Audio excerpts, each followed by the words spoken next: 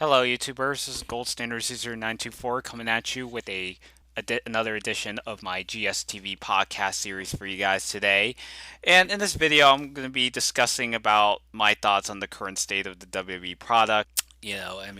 Given the current state of professional wrestling to kind of kick things off, it's kind of been on a downward spiral, for the past several years. And, you had a lot of main event wrestlers from the WWE getting injured or, you know, other behind the scenes emotions that have been kind of going through certain wrestlers.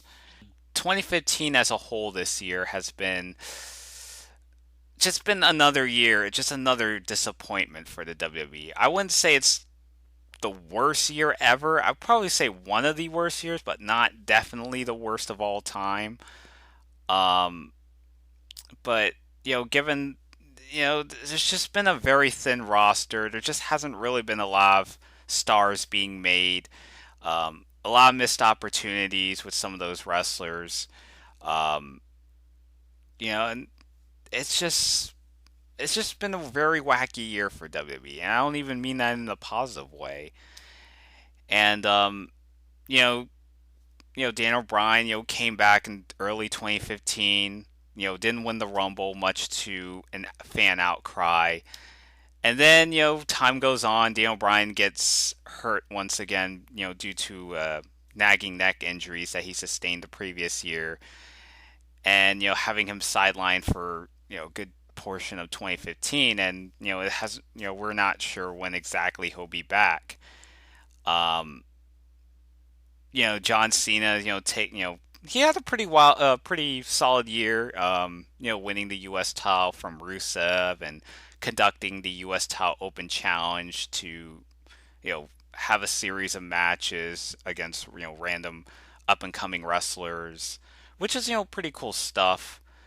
And then he lost the belt, and he's he's been taking time off, and he's been actually been doing movies. He's in that movie Trainwreck with Amy Schumer, directed by Judd Apatow, and he's been doing other acting projects that are not related to WWE. So one could tell that maybe John Cena is slowly pursuing other interests besides professional wrestling, which has been kind of a talk for the last few years.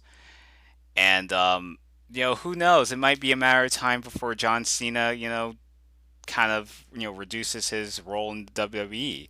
And he's been the face of the company for about 10 years. Hard to believe. I remember back in 2005 very clearly, like yesterday, when John Cena won his first WWE title. And even in hindsight, especially with the way that he's being perceived as the all-time greats in the WWE, which is kind of more of a, he's been kind of getting, the mixed reactions over the years, which is not really too much of a big fuss like it was when, he first broke through the main event scene. Um, and also you have injuries as well, which was something that I hope that wouldn't be a big problem, compared to last year, where um, then where like even your top champ, your world champion Daniel Bryan got injured the first time around because of a neck injury, and then um, I can't think of any other injuries. I can't really remember for some reason, but I think 2015 has really suffered a lot worse when it came to wrestlers being sidelined due to behind the scenes circumstances, which is very unfortunate. And I just really, and you have like Seth Rollins getting hurt, and Antonio Cesaro, who's been on a roll with that Cesaro section, and now he's hurt. Now he's sidelined out of action. Seth Rollins had been holding that belt for 6 7 months, and he's out. Randy Orton's also out due to an injury as well, and now he's suffering some nagging neck injuries as well. So he might miss out on WrestleMania season. Um, Sting coming to WWE and losing his big time matches, and suffering also a potential neck injury, career-ending neck injury. I don't know. It's just very insane and overwhelming. Yeah. And I appreciate some of these wrestlers for going out there and risking their bodies to produce a very entertaining program for the viewers watching, in the audience or at home. Um, you know, and I really hope that WWE really steps up to their game. And you keep hearing that saying for the past several years that you really hope that WWE would get better and better, and most of the time things just don't go the way as you planned it. And granted, I can't look into the future, but I think if WWE doesn't um, continue to create uh, newer stars, and if they haven't really tried to come up with something innovative and something we haven't seen before, I think maybe they would be more well received. And from the looks of what I'm seeing on WBTV, it's just there isn't really anything I could say that's blowing me away at the moment. I mean, uh, Survivor Series, Roman Reigns, Seth Rollins, they were supposed to be the main event, but then, some, I already discussed about Seth Rollins' condition and that he'll be out throughout a good portion of 2016 and, missing out WrestleMania season. And then, they did, the tournament to crown the vacant WWE Championship, and all signs pointed towards Roman Reigns and Dean Ambrose. They would have like the finals of that WWE tournament match, and everyone knew that Roman Reigns was going to win from the start, anyway. So now I'm not really much of a Roman Reigns hater. I really want to, I support Roman Reigns. I mean, I'm not like the biggest fan, but I will admit that WWE has really mistreated Roman Reigns and really humanizing his character, and just giving them all this emotional characteristics that just feel very awkward and forced, and just not really the Roman Reigns that you would expect, just judging by his mystique, his um, just something about him, if you look at his physique and just how intimidating you would think a wrestler like Roman Reigns is, and his, and watching some of his matches, and um, it just doesn't seem the kind of guy that would just like if things don't go his way, or if he comes up short in the middle of a match, or he gets screwed up over because of some shenanigans and whatnot. Like it's like, why should he be showing emotions? Why should he be just lying down in the ring and just crying his heart out?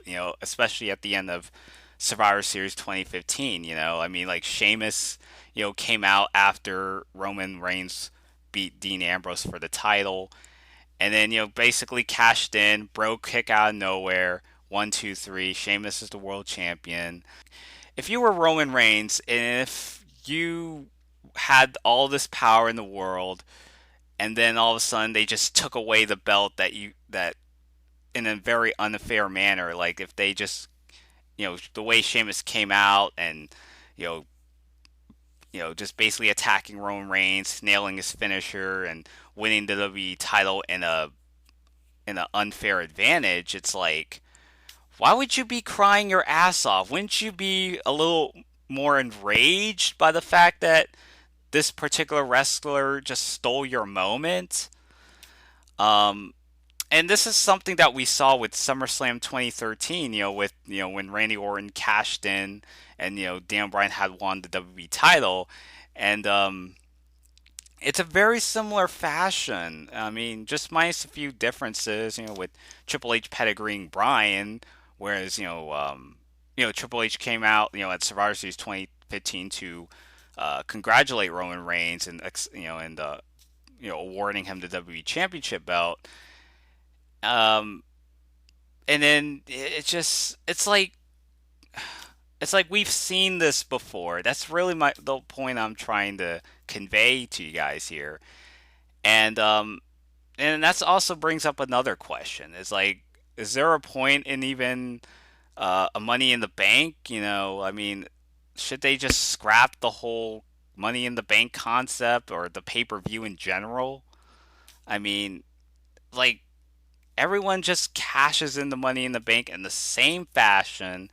At a time when a certain wrestler who wins a championship belt is in their vulnerable state, and then your wrestler just comes out, nail finisher, tries to go for a pinfall, or they might kick out or something, and then they go for another finisher or some cheap, dirty tactics that they resort towards, and then subsequently winning the championship belt from them. I mean, we've seen this stuff like a billion times before. I mean, yes, you've had a couple Money in the Bank winners that cashed in only to come up short, Damian Sandow, John Cena. But for the most part, it's the same formula we've seen. And it worked with Edge the first time around because, not only because he was the first Money in the Bank winner, but it was something that was unexpected.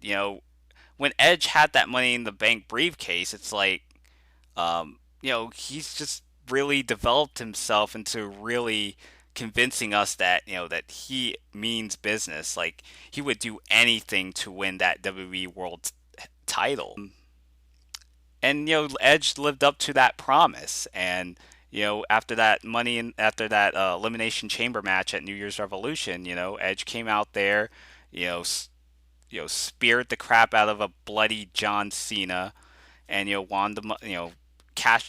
By cashing it in, he would end up winning the WWE title in the process. But it just like everyone after Edge, excluding RVD, who cashed in the Money in the Bank in a more kind of like cashing Money in the Bank like in to schedule a match in advance. Um, Everyone else, after Edge that tried to cash in like in a very dirty tactic, it's just very repetitive and stale, predictable. And and with Sheamus winning the WWE title that way, it's just always asking me this question. It's like, should they retire the Money in the Bank briefcase or the Money in the Bank concept in general? I mean, I think it's just really devalued the WWE Championship belt. I think it plays a big, part in the way that the WWE title is being booked. Um, yeah. So I mean, Roman Reigns. I mean, I was against his heel turn the first time around. Um, but I think with after the circumstances that happened with Seth Rollins and having to vacate the WWE title in the process, it's like maybe maybe they could have used that opportunity, to turn him heel and to really hide his weaknesses and really be like this strong fighting champion that would just go on a tirade and just go out there, Superman punch, spear, spear, spear, Samoan drop. Uh, I mean, a man that doesn't even someone that's more than just a man. He's like this war machine, like he doesn't even have to like convey his emotions. He doesn't have to be like this public speaker, trying to conduct a inaugural speech or a State of the Union address. Roman Reigns should just go out there, just beat bitches up. Just go out there. Just basically like what they've been doing with Brock Lesnar over the years. I mean, he talks a little bit here and there, but he's just trying to get to the point. And with Roman Reigns, I don't see why WWE just doesn't seem to apply the same uh, somewhat of a characteristic that Brock Lesnar had, like this intimidating athlete that just goes out there and raises a little hell. Um, and he could, Roman Reigns as a heel could have been a stark contrast compared to some of the other uh, previous, I guess you could say, face of the WWE company. You had your Randy Ortons, you had your Seth Rollins, who have been known to be coming off as cowardly heels who would just get away with a lot of that would just always rely on other uh, comrades no matter what. But Roman Reigns could just be a guy that just doesn't need anyone's help. That he just go out there, just do what he does best, just annihilate his opponents. Um, I don't really see how difficult that is to book. And Sheamus, in reality is doing the whole League of Nations and something that kind of inspired from WWE 12 with the United Kingdom. Um, I mean, we've seen, like I said once again, the League of Nations, a foreign stable. That's didn't it, like isn't that very creative? The Un-Americans, La Resistance. How many other foreign anti-American stables have we had over the years?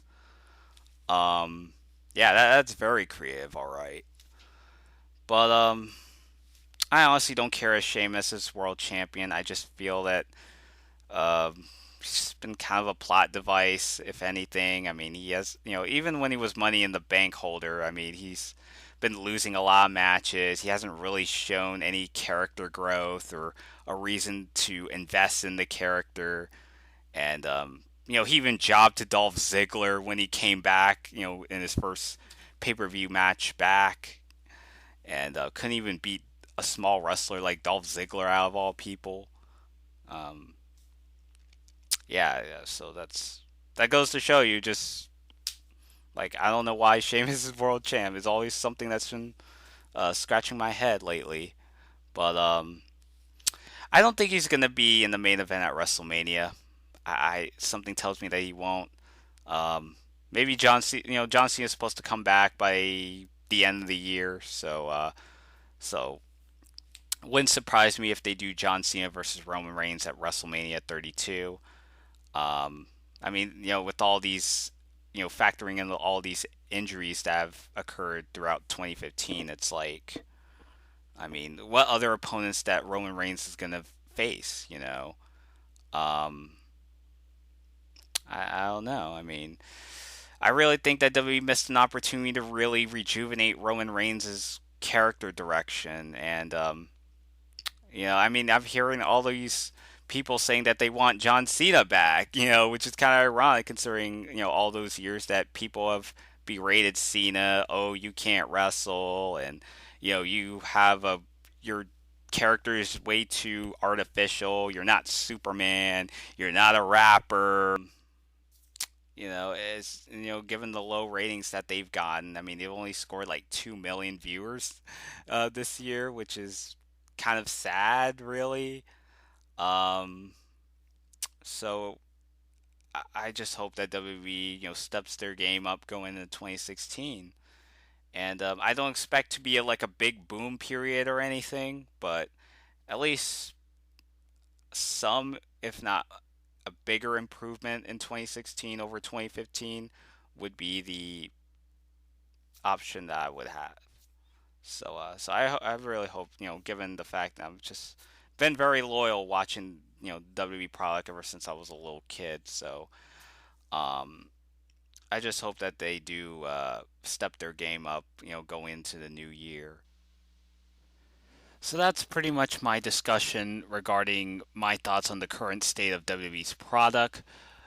So I was originally gonna do another topic where I was gonna go into detail regarding my thoughts on the Arrow Flash crossover event that'll hype us up for Legends of Tomorrow, but I'm gonna save that for another GSTV podcast for the next time. We're kind of getting close to the mid-season winter finales of a lot of TV shows, so stick around for that. And until next time, this is the Gold Standard 0924 signing out.